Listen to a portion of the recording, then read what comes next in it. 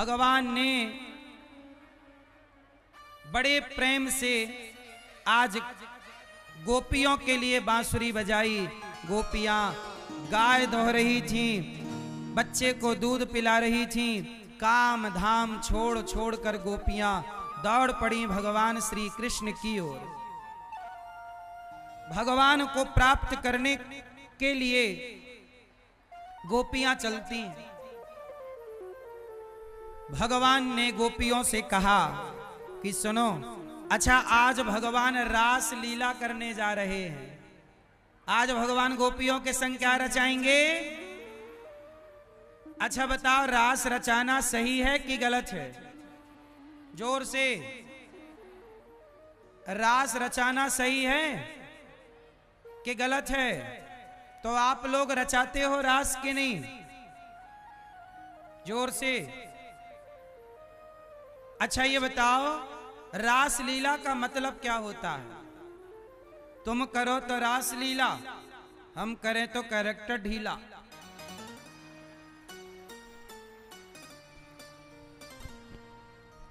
आप कितने लोग हंसे? हम करें तो, तुम करो तो रास लीला, हम करें तो कैरेक्टर ढीला। इस बात से किस किस को हंसी आई? जिसको आई वो हाथ उठाएं। अब बस आप लोग ये बताओ कि आप लोग किस पर हंसे? किस पर हंसे? भगवान कृष्ण पर। आप किस पर हंसे? हां, तुम करो तो रास लीला, हम करें तो कैरेक्टर ढीला। तो रास लीला को कहां से जोड़ दिया बॉलीवुड के लोगों ने? कैरेक्टर ढीला से। तो जरा मुझे आप बताओ कि क्या भगवान श्री कृष्ण का कैरेक्टर ढीला था? तो फिर रास लीला को कैरेक्टर ढीला से क्यों जोड़ा गया? और आप हंसे तो किस पर हंसे? किस पर हंसे? आप भगवान कृष्ण पर हंस गए। इसलिए मेरी मां, तुम करो तो रास लीला, ये बॉलीवुड के लोगों ने हमारे सनातन धर्म को बड़ा नुकसान पहुंचाया है। रास लीला जैसी विचारधारा को कैरेक्टर ढीला से जोड़ दिया। अरे रास लीला क्या है?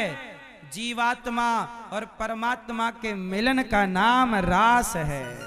रास क्या है? अच्छा एक बात बताओ, जब रास किया भगवान ने तो उस रास में शंकर जी आए कि नहीं? क्या बनकर आए? क्या बनकर आए? गोपी बनकर आए। शंकर जी क्या बनकर आए?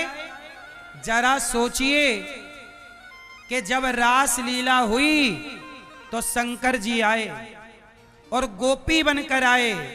तो क्या शंकर जी आए कृष्ण के संग रास रचाए, तो क्या वहां शिव और कृष्ण के मिलन में कोई कैरेक्टर ढीला था? तो क्यों बॉलीवुड ने बोला कि तुम करो तो रास लीला, हम करें तो कैरेक्टर ढीला? इसका मतलब यह है कि रास लीला में हुआ क्या था? क्या हुआ था? अच्छा ये बताओ, रास लीला भगवान ने किनके संग रचाया? गोपियों के संग। और गोपी का मतलब क्या होता है? आप लोग बताओ, गोपी का मतलब क्या है? क्या स्त्रियों का नाम गोपी है? बोलो मेरी मां, जिसके अंदर जैसे सेना, बोलो सेना, सबका नाम सेना नहीं है। बोलो पुलिस, सबका नाम पुलिस नहीं है। बोलो राष्ट्रपति, क्या आप में से किसी का नाम राष्ट्रपति है? बोलो प्रधानमंत्री, किसी का नाम आप में से प्रधानमंत्री है? मेरी मां, जैसे प्रधानमंत्री सब नहीं हो सकते, राष्ट्रपति सब नहीं हो सकते, ऐसे गोपी, गोपी मतलब जिनने सारी इच्छाओं को समाप्त करके केवल भगवान में समर्पण कर दिया हो, अनन्य प्रेम हो, उन्हें गोपी कहते हैं। इसलिए शंकर जी क्या बने? गोपी शंकर जी चाहते तो शंकर जी के रूप में आकर रास में सम्मिलित हो जाते, पर नहीं, उन्होंने पहले रूप बदला और गोपी बने। गोपी का मतलब है जो निष्काम है, जिसके अंदर कोई भी वासना नहीं है। गोपी किसी स्त्री का नाम नहीं है, किसी पुरुष का नाम नहीं है, जैसे प्रधानमंत्री किसी स्त्री का नाम नहीं है।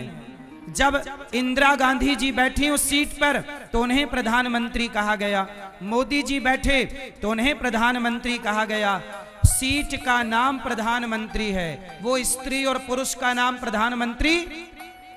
ऐसे ही स्त्री और पुरुष का नाम गोपी नहीं है, जिसके अंदर गो मतलब इंद्रियां, पी मतलब पीना, जिसने अपने भीतर की सारी वासनाओं को पीकर समाप्त कर दिया और निष्काम हो गई, उनका नाम गोपी है। इन गोपियों के संग कृष्ण ने रास रचाया और रास में क्या हुआ? मिलन। कौन सा मिलन? जैसे एक मां अपने बेटे से मिलती है। अच्छा एक बात बताओ,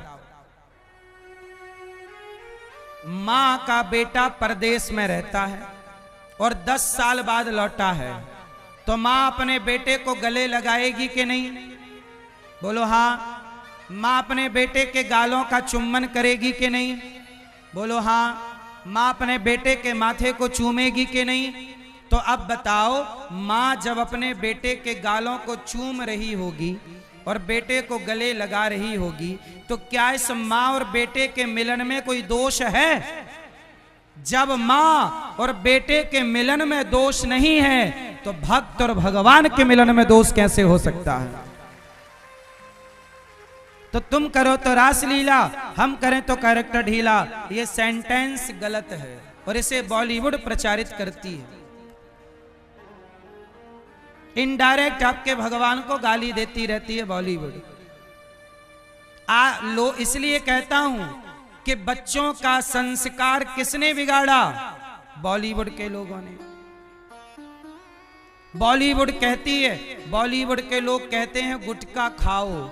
बताओ गुटखा खाना सही है? दाने दाने में केसर का दम। गुटखा बेच रहे हैं बॉलीवुड के बड़े बड़े सुपर डुपर स्टार। क्या गुटखा खाना सही है? ये बताओ, ये बड़े बड़े सुपर डुपर स्टार जिनको आप हीरो हीरोइन कहते हो, क्या इन लोगों को गुटखा बेचना इनका सही है? क्यों बेचते हैं ये लोग? ये लोग आपके बच्चों को बिगाड़ना चाहते हैं। आपके मोबाइल पे जुआ के ऐप डाउनलोड करवाते हैं ये बॉलीवुड के लोग। ये बॉलीवुड के लोग आपके बच्चों का भविष्य बिगाड़ रहे हैं। गुटखा खिलाकर दारू का प्रचार करते हैं। मुझे पीने का शौक नहीं, पीता हूं गम भुलाने को। अब बताओ, दारू पीने से भी गम जाता है क्या? दारू पीने से गम जाता है तो तुम्हारी मां को भी बहुत चिंताएं रहती हैं। पिलाओ दारू फिर। अरे गम जाता नहीं है, गम आता है। इसलिए कहता हूं, बॉलीवुड ने समाज को केवल बिगाड़ने का काम किया है और हमारे देश के संतों ने समाज को सही दिशा देने का काम किया है। तो हमारे देश में संत सही काम कर रहे हैं कि बॉलीवुड के लोग?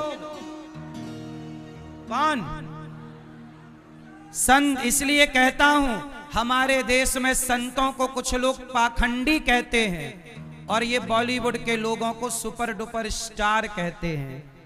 अब बताइए, कौन सुपरस्टार है, कौन ढोंगी है? समाज की सेवा करने वाले संत, जो आपको संस्कार देने में लगे हुए हैं।